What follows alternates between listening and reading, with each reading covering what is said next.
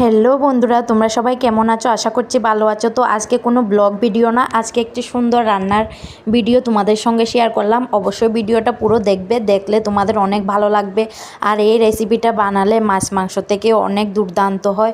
তো দেখো, প্রথমে মাশরুমগুলোকে একটু গরম জলে ধুয়ে নেব, কারণ এর মধ্যে যে ময়লাটা থাকে সেটা বের হয়ে যাবে এই গরম জলে ধুলে।